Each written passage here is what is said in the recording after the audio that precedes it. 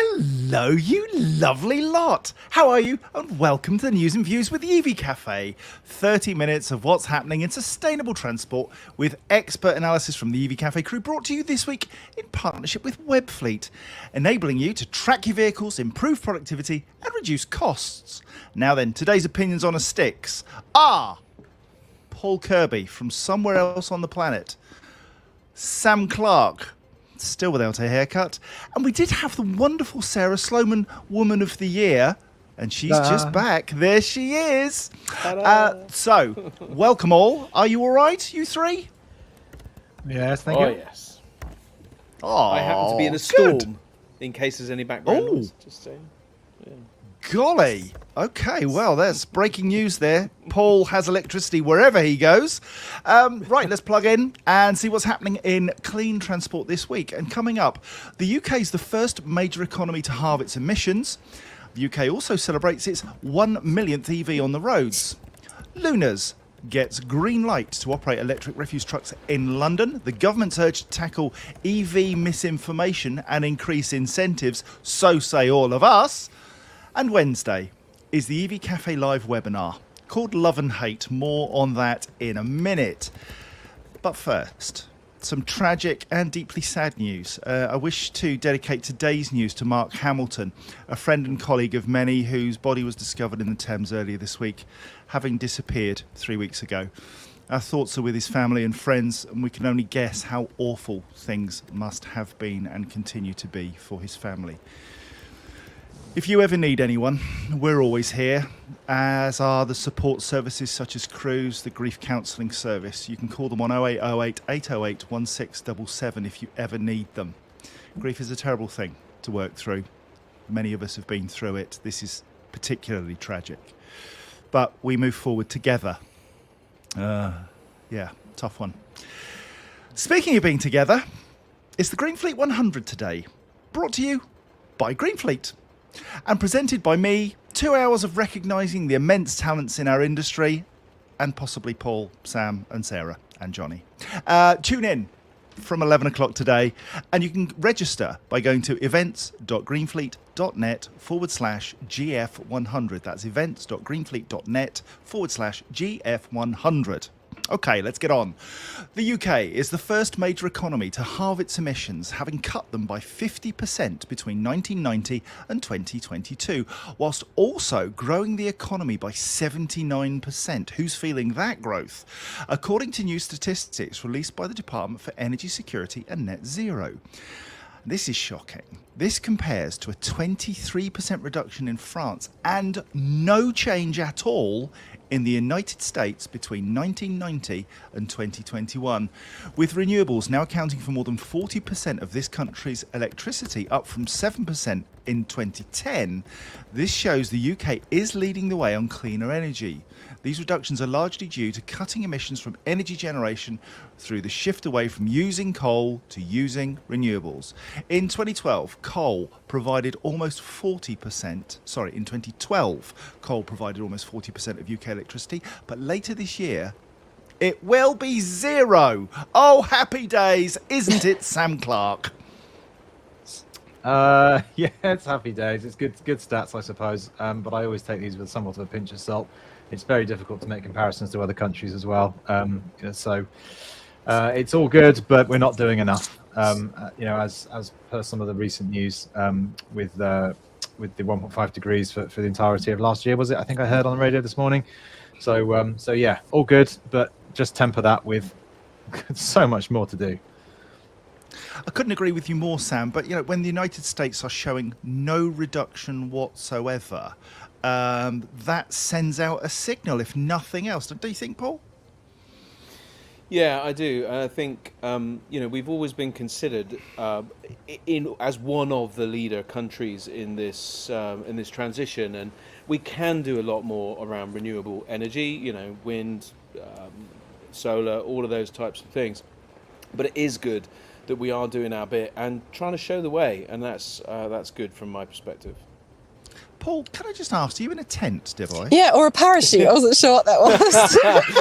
So it's a sort of it's a glamping Is it a pod, yurt? and Yeah. that should be a 600-meter drop to the sea, but yeah, it's just a cloud. I There's love the wind, fact that you so can dial it's in from great. there and have better signal than me in Gloucestershire. That's excellent. Yeah, the Wi-Fi box is just there, so it's actually better. I'm staying here because it's better than at home. At least your sound works for a change. Yeah, there you go. You see, all good. Now, Sarah, we're seeing a reining back by the Labour Party this week on their 28 billion commitment to sustainable energy and renewables. How do you see that? Is that devastating, or are we seeing that 4.8 billion, which I think is what they're now talking about, is still a massive investment? It is a massive investment, but like all these things, it doesn't come down to the fiscal stimulus. It doesn't come down to the pounds and pence, because you can easily sort of lose a load of that behind the sofa. What it comes down to is the message it sends when they announce these cutbacks, which makes the keyboard warriors on Facebook and the like just go, see, told you it was nonsense, told you it was a waste of time.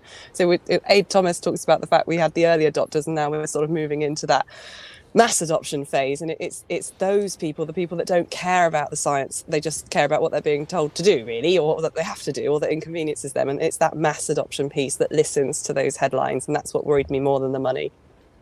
Absolutely. We'll talk about mass adoption of battery electric vehicles in just a moment, but we're going to say hello to a few people. Yes. People love this stuff. Right. Now, first up, Gary Comerford. Gary, hello, darling. Marvellous actor, He's been in Napoleon, he's been in The Crown, and an absolute hugger par excellence. Michael Barton. Had a call with Michael yesterday. Very, very interesting about neurodivergence. Love you lots, Michael. Very wet Bristol. Yes, I've got a very wet Falkirk here. Karen Moore from Europe Car. Joel Grisman. EV Musings. Greetings. Carlo Zuccali. From the Down Under team, Dirty Boy. I think you'll find that's everything electric in Australia. Ashley Bannister. Laura Hustwick-Welks, Martin Sweeney from MHA, Pam Hanlon, hello. Marvin Samuel sent me a cheeky little message this morning. He said, is there an EV Cafe news this morning? I can't find the link. How rude. Mark Main, Daryl Sharp, good morning. Kirsty Robinson, hello Kirsty. Congratulations, John, on the Greenfleet 100. Thank you kindly. Number 50, anyway, right. Luca Papalado from Paythrough. Hello, mate. How are you? Mark Elliott, Roger Atkins. Roger Atkins. Wow. Good Roger morning. Atkins in the house. Chris Griffin. Sarah Clark. Sarah Clark, she of the red locks. Teresa Swift. Hello. Dev Chakravarti. Carlo, get out of my feed, man. Toby Hiles, Darren Anthony, Ursula Perry from the aforementioned GF100. Hello. Toby Hiles, Toby, bless you for always being here. Russ Morgan, Evie, Beano, Ron, hello. Sharon Guy from Formula Space. Hello, Sharon. Good luck with the new job. Charlie Gilbert, great to see you in Soho last week. I'll tell no one if you don't. Joel Priest, hello. Dan Martin, Graham Warnell. I know, I shouldn't be allowed to do this, should I? Tony Clayton, goodness gracious me. Hello, everybody. Listen, thanks ever so much for joining us, and thank you for taking half an hour out of your busy lives.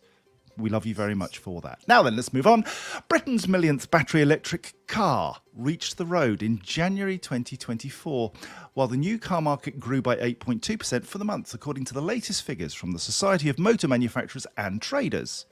Some 21,000 battery electric vehicles were registered in January, a rise of 21% year on year, taking the overall total since 2002 to 1,677. Testament to the commitment of manufacturers to deliver ever-increasing numbers of zero-emission vehicles. The battery electric market share for January also grew year on year to 14.7%. As far as used EVs are concerned, across the year, sales of used battery electric vehicles almost doubled, rising 90.9% to a record nearly 119,000 units, and a 1.6% market share of the overall market, up from 0.9% in 2022. Now then, it's all about getting bums on sustainable seats as far as we're concerned. Something you can try at Europe Car with their rental EVs. Paul, you're currently on holiday in Madeira, and you've got a rental EV from Europe Car. How is the VW ID4, my dear chap? It's an ID5, first of all. But Oh, my anyway, apologies. it has been a great experience. One of the most interesting things for me was what goes up must come down, and what goes down must come up. In the energy perspective, there are big hills here, so we're talking 1,500 meters in a very short space of time. John Curtis. And so going from sea level up to 1,500 meters takes a lot of energy. And actually, the last 10 kilometers took over 100 kilometers. But coming back down, I gained 110. So it was incredible. Really interesting experience to sort of see that energy come back into the vehicle using regeneration. But used vehicles, I think, is a very key point. And I put a post out on my used electric van that I'm selling, saying it hasn't sold yet. And welcome the naysayers. Lots of negativity about the used van. Some positive, really helpful, but there is a lot of negative feeling about in that used market, which is really important. And what is the negativity, Paul? What are the things that people are saying to you? Well, EVs have had their day. That was curious. Poor infrastructure, high insurance costs, struggling to get finance. So there are a number of things that are actually real challenges that we do need to overcome. And it's about people like us kind of bringing forward solutions or helping the market to collaborate together to come up with solutions around insurance, around resale values, around the infrastructure for that second user. So I think these are important challenges to the market. So it is very good. Okay, now, do I just walk away from the what goes up must come down and what comes down must go up, or what? Water. I was trying to think of something that actually fits. The what goes down must go up. I think maybe water, as in it's into clouds. It's the only thing I could think of. Well, there you go. My mind didn't go there, Sarah. Where did your mind go? Well, I was just laughing about the fact that we were trying to be so professional. Yeah. Fail.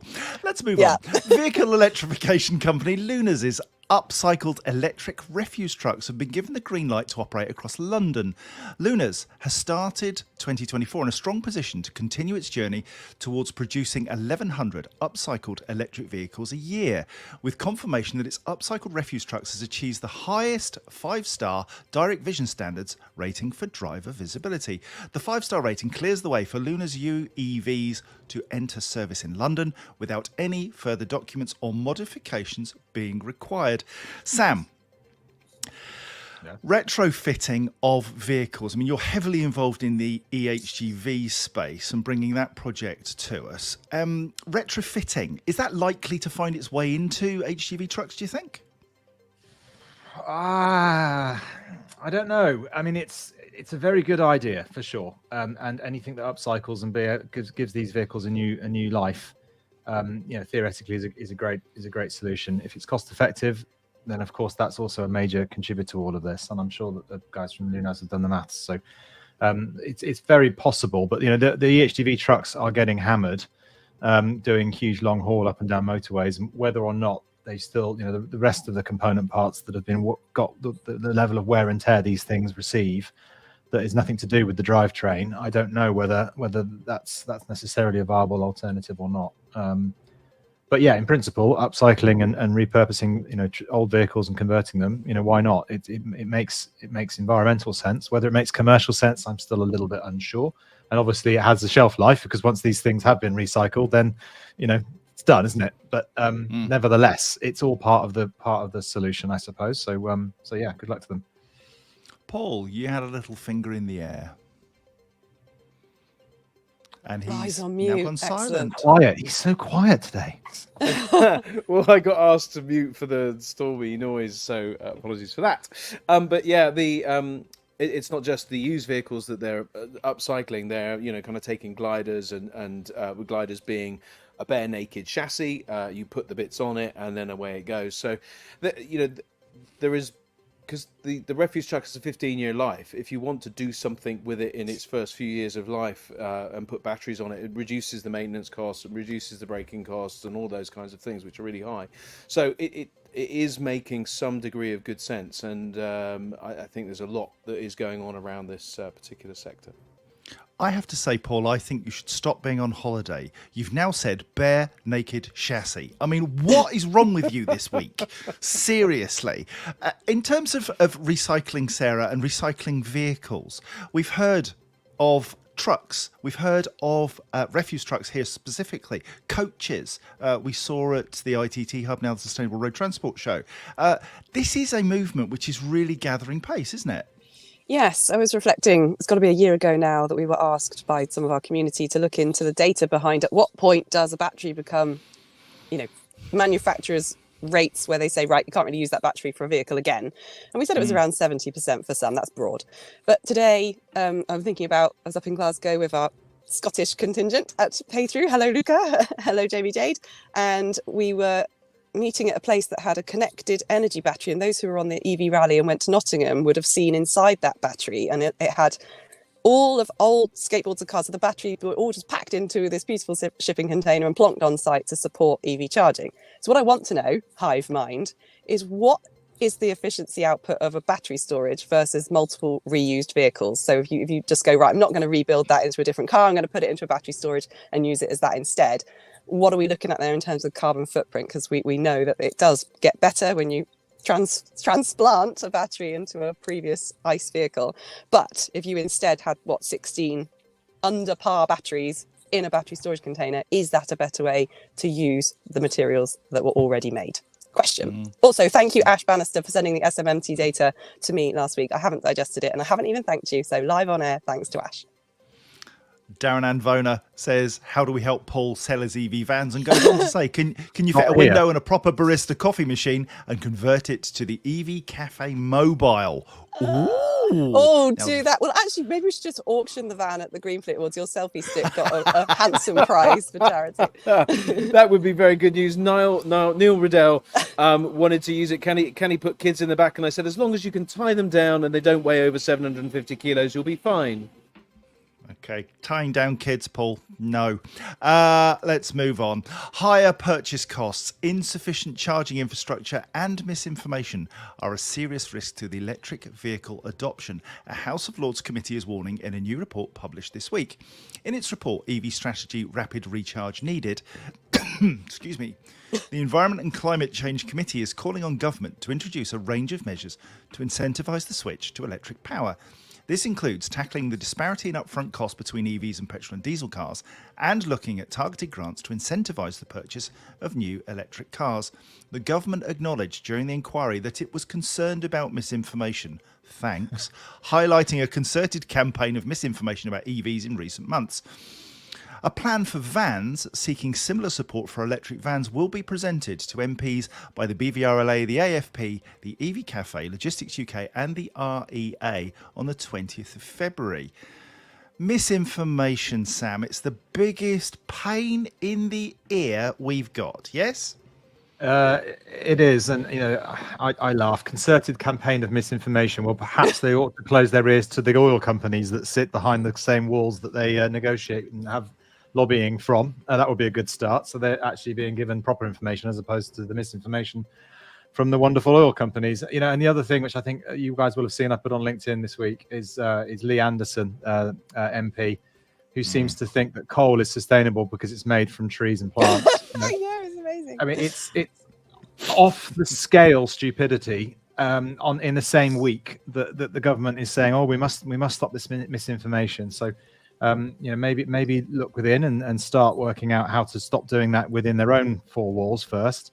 Meanwhile, we'll try and battle back some of the misinformation that's in the media. Although, having said that, the beginning of this time last year, the industry was getting a real battering. It doesn't feel quite so bad this year, and I'm reminded of the Gandhi quote that says, first they ignore you, then they laugh at you, then they argue with you, then you win. And I feel like we're on that journey, right? We're getting past a lot of those gateposts now, and people, the market out there is still tough, but people, I think, are starting to understand we've got foundations of the future as opposed to it being the future.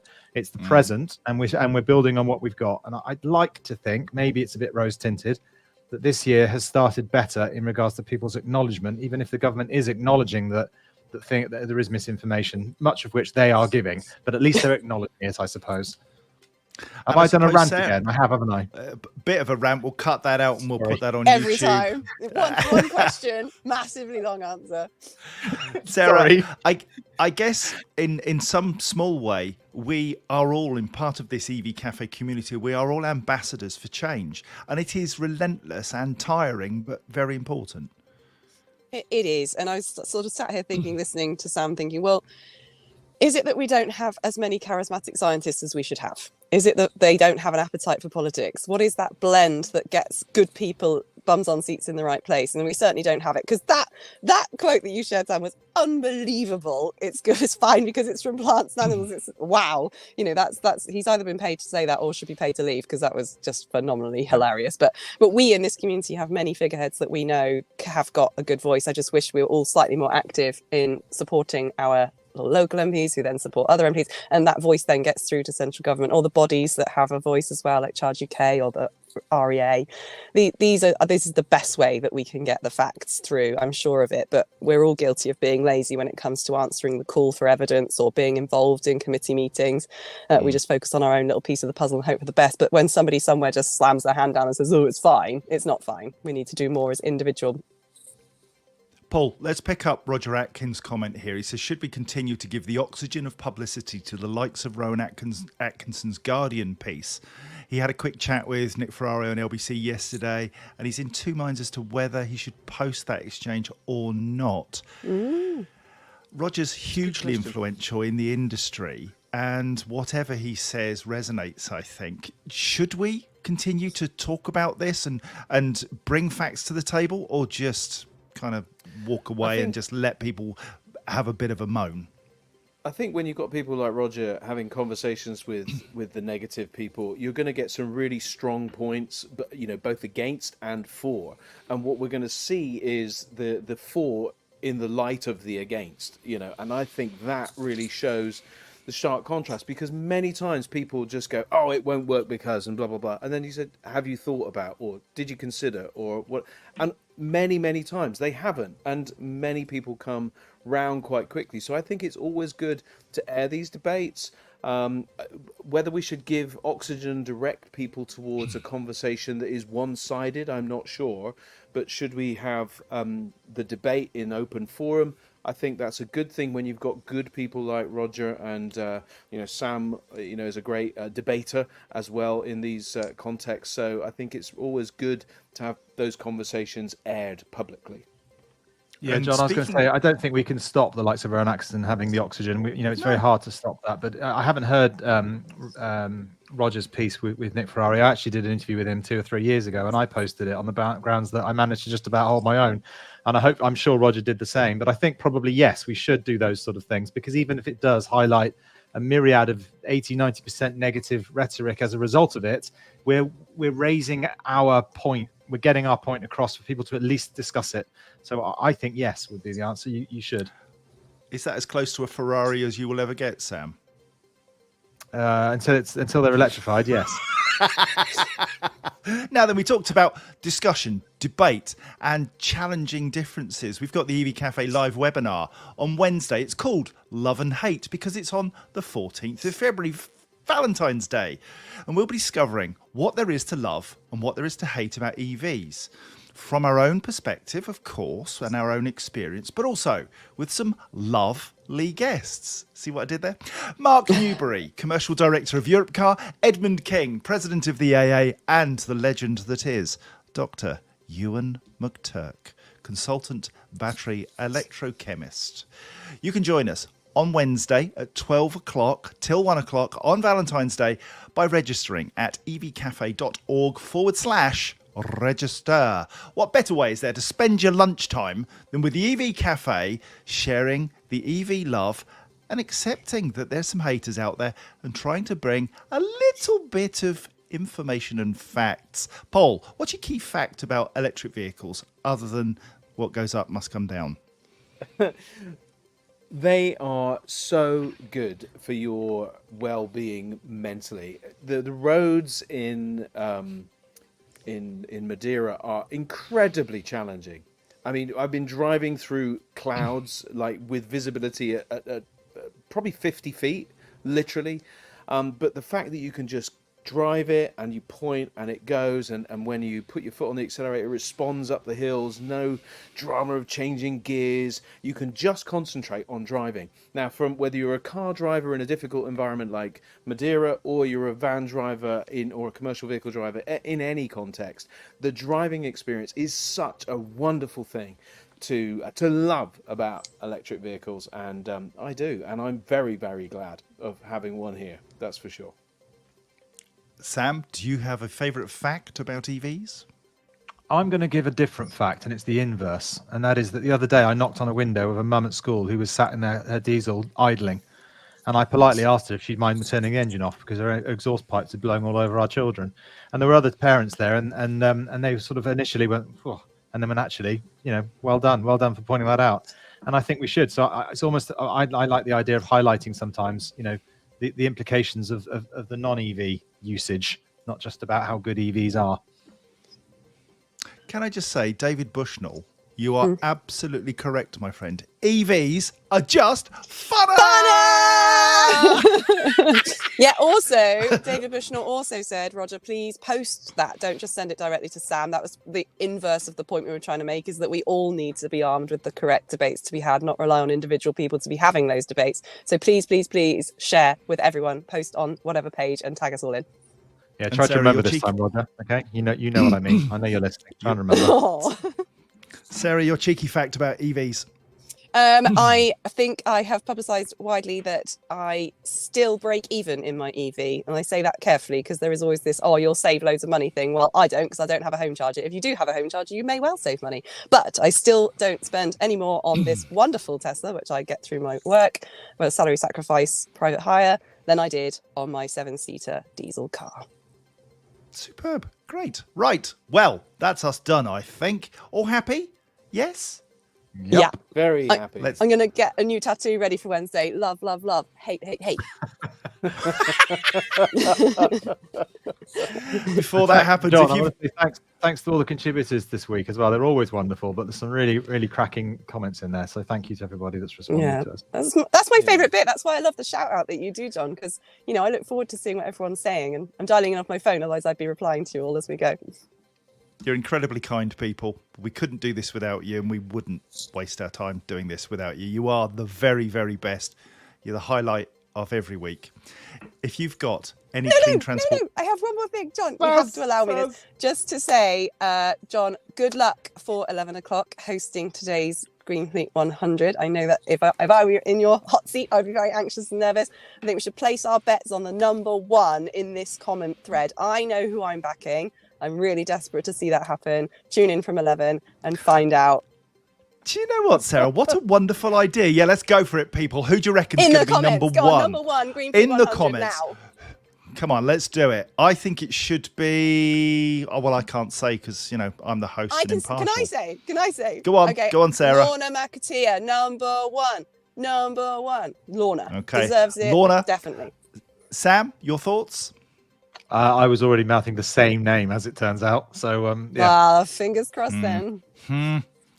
And Paul. I think she's in with a good shout. Roger Atkins has put Robert Llewellyn. Tim Morris has put Mark Newbury. She's seen that. I hope that's a joke. Yes, I think that probably is, knowing David. David Bushnell, you are a naughty man. Go and stand outside the headmaster's office, dear boy. Yeah, a lot of love for Lorna McAteer. Mark Newbury, of course, from Europe Car, who is just stunning. Robert Llewellyn, our friend from Everything Electric. That would be a wonderful thing.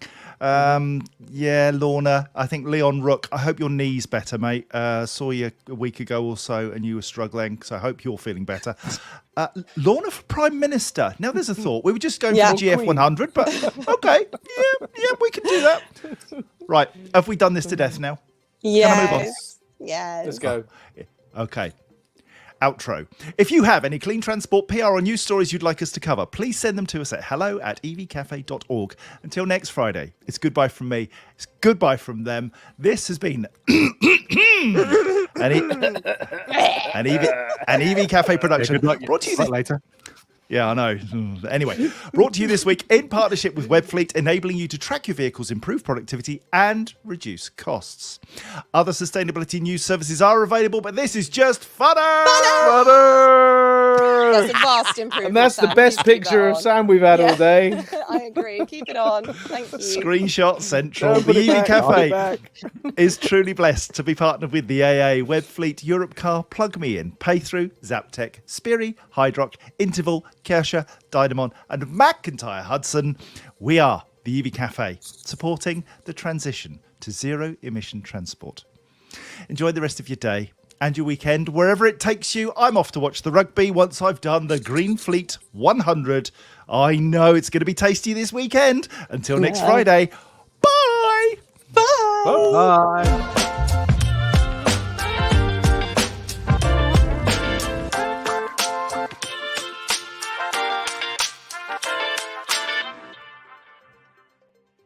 Hey, lives matter, Sam.